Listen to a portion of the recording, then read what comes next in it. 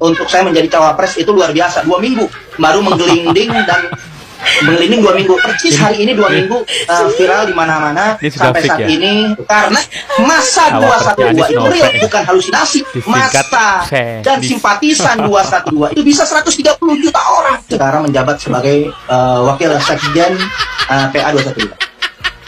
Oke, ya baik, nanti kami revisi Pak Novel. Pak Novel, Anda bilang siap jadi cawapres. Banyak orang mempertanyakan ini serius atau hanya main-main cari perhatian, Pak?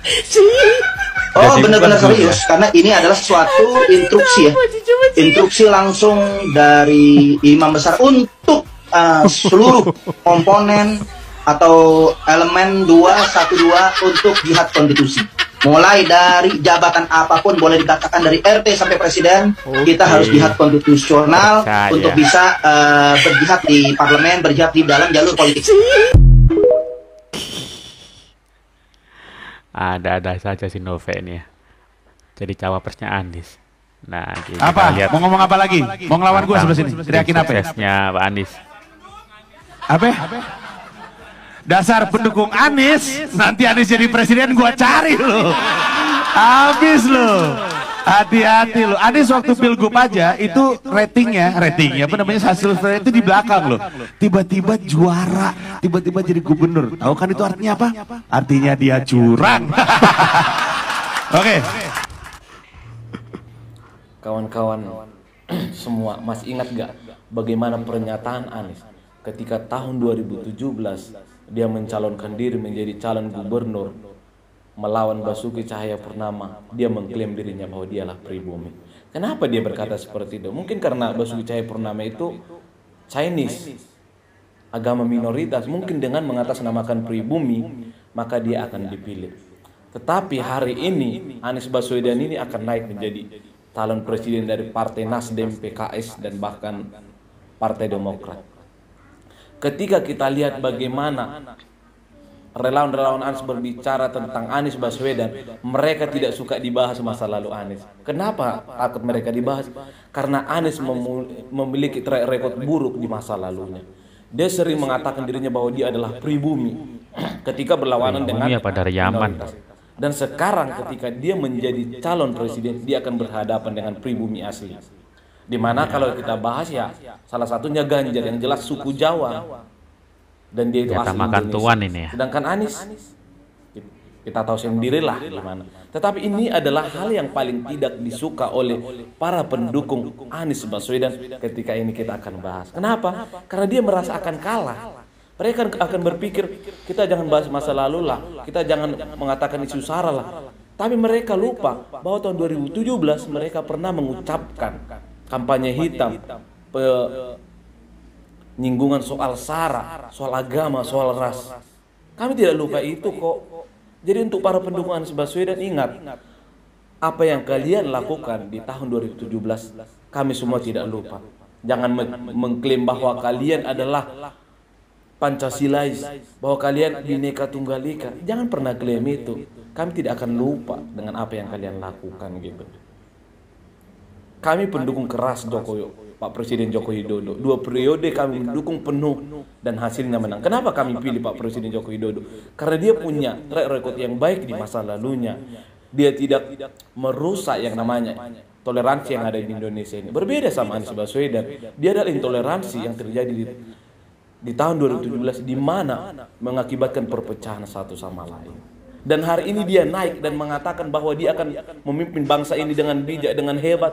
Mimpi itu. Jangan percaya kita kepada orang yang punya track record masa lalu yang membuat kehancuran di dalam negeri ini. Untuk Pak Anies Baswedan, lihatlah apa yang kau tanam di 2017 akan kau tuai di 2024. Kekalahan akan mendekatimu. Saya akan mengkampanyekan bagaimana untuk menolak seorang Anies Baswedan untuk bisa menang di pemilihan tahun 2024. Salam waras, salam merdeka. Anies lebih cocok memimpin Indonesia yang penduduknya mayoritas Islam. Terus mau ngapain? Mau dibikin sistem khilafah gitu? Terus Anda mau menghancurkan Indonesia? Menghancurkan negara besar ini yang dengan susah payah dibangun dengan perjuangan dan air mata, semakin ketahuan ini bagaimana pendukungnya Pak Anies. Isu seperti ini yang memakai isu-isu agama untuk pemilihan presiden udah nggak laku. Sudah cukup ya. 2014 2019 sudah cukup, dan rakyat sudah pinter, sudah tidak laku lagi, sudah jualan soal-soal isu agama dan memang sara seperti itu ya, gak Oke? laku sekarang, berbeda dengan tahun sebelumnya mungkin ya. Katanya hoax kok, ada rekam jejaknya. Dan yang namanya batik itu dipakainya kain loh itu. Batik itu dipakainya untuk sarung. Batik dipakai untuk sarung. Tidak ada orang pakai batik buat baju. Tidak ada orang batik buat baju. Nah ini dipakai baju sama Pak sendiri. Lalu atasnya kebaya. Teorinya siapa itu Pak? Pelanggaran. Kain itu yang dipakainya di bawah dipakai untuk baju. Dan ketika pertama kali ya terserah dong, yang makai orangnya sendiri. yang ngerti pakem. Kok bisa pelanggaran? Sekarang menjadi baju batik identitas Indonesia. Pelanggaran itu sekarang menjadi kebiasaan baru. Itu konsep teorinya siapa Pak? Nanti di puncaknya itu, jadi kayak apa? Di ovalnya itu. Oh ini basis itu ya. ada jogging track Pak. Jogging Jakarta. track tertinggi di Indonesia mungkin. Stadion yang jadi jogging track di atas atap stadion. Lebarnya kira-kira ini saya nggak pernah tahu. Saya banyak membaca tapi 5 meter. Lebarnya 5 meter. 5 meter. Di situ mengelilingi stadion, dan itu nanti jogging sambil lihat keindahan tepi pantai Jakarta, keindahan Jakarta dari atas stadion. Jadi itu mungkin akan jadi jogging track tertinggi yang ada di Indonesia. Karena biasa jogging track di bawah. Unik sekali. Tempat jogging tingkat Ada yang ya. komen ya, kalau Anies penuh dengan kelebihan, ganteng, cerdas, jujur, jadi imam rakyat dunia akhirat. Nih kan, imam pasti rakyat dah dunia pendukungnya akhirat. Anies yang bawa-bawa akhirat. Dari mana ibu bisa tahu kalau Anies akan bertanggung jawab di akhirat? Bagaimana Bu? Seakan-akan yang akhirat lain ya ini suaminya sendiri. nggak soleh gitu ya. Tahu, makanya tuh gua bilang jangan bawa-bawa agama. Pak Anies imamnya yang istrinya ya. Ini dah jadinya, ya kan? Kayak gini dah jadinya. Inilah yang nggak gua suka. Membawa dirinya saja, Anies Baswedan belum tentu di akhirat itu akan selamat, belum tentu, ya kan? Apalagi membawa rakyat Indonesia di akhirat katanya. Aduh, stoplah kampanye akhirat, Islam, agama, stop. Udahlah. Oke, kalian kampanye dengan baik lah. Jadi jangan seakan-akan yang paling soleh gitu. Aduh. Ya, marilah kita berpikir cerdas dengan hati yang jernih. Oke, kita dukung capres kita masing-masing dengan hati yang jernih dan yang santun. Ya, kita santun, jangan bertengkar satu sama lain. Kita adalah saudara. Oke, untuk ya. kesatuan negara Republik Indonesia. Oke, see you next time. Saya ingin dalam kesempatan ini menengok ke depan dengan melihat perkembangan sejak awal bangsa ini terbentuk. Indonesia adalah masyarakat di Nusantara yang pada tahun 1928 lokasinya di Jakarta memutuskan untuk menjadi satu bangsa, memutuskan untuk menjadi satu tanah air dan satu bahasa persatuan. Sebuah keputusan besar untuk menjadi Indonesia di 1928. Kami itu dulu orang tua kita pendiri PAI, Partai Arab Indonesia. Yang Partai Arab Indonesia itu mendeklarasikan satu, tanah airnya Indonesia. Dan mengatakan tanah air Indonesia di tahun 34. Bapak-bapak ibu sekalian, orang Arab mengatakan tanah air Indonesia tahunnya 34. Apa sih, coba kita pikir, apa sih yang terjadi itu? Nekat. Tahun 34 nekat. Kenapa? Apakah Indonesia sudah ada? Belum. Kalau orang Jawa mengatakan saya Indonesia, ternyata Indonesia tidak terjadi, dia tetap Jawa. Orang Bugis mengatakan saya Indonesia, ternyata Indonesia tidak jadi, maka dia terjawab. Nah ini orang Arab mengatakan saya Indonesia, barangnya belum ada. Kalau ternyata Indonesia tidak terjadi, Mau ngaku Jawa nggak bisa, mau ngaku Arab dibilang ente sudah bilang Indonesia.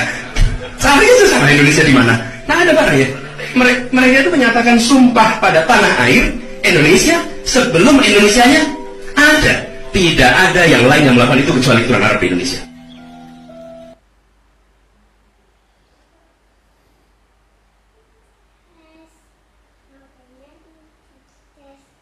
Ingin masuk surga bersama orang Yaman. Ingin masuk surga bersama Pilih orang Yaman seperti Pak Anies untuk menjadi presiden 24. Yalah Drun. Ya. Di samping bagi-bagi nasi bungkus, bahas surga lagi. terus borong bambu, bagi-bagi juga kunci surga ya. Saya daftar, saya minta satu. Tapi Saya surga juga apa mau. dulu? Makin hari makin ngawur sih Kak Drun ini. Kamu tahu nggak Drun? Manusia yang pernah diciptakan Allah, yang lahir ke dunia ini hanya satu yang dijamin masuk surga. Yang dijamin, ya ingat, yang dijamin, yaitu Rasulullah Sallallahu Alaihi Wasallam. Benar itu. Yang lain harus usaha, taat, ibadah, menjalankan segala perintah, baru. Yang lain, maaf, bukan karena milih junjunganmu lalu masuk surga, bisa masuk parit. Masuk parit. Ini parah nih. Ahy resmi dan jawab rapat tim kecil di DPP Partai Demokrat ini merasa bahagia bisa silaturahim. Tadi acara kayaknya kepaksa gitu baik, ya. cair dan tentunya Ahy jadi cawapresnya. semangat kebersamaan. Ada aja nih. Insya Allah ini juga Pas gitu menunjukkan nih, bahwa kami dari gagal deh, tiga partai politik, efektif ada Partai Nasdem, Partai PKS, ada Demokrat, Lalu deh.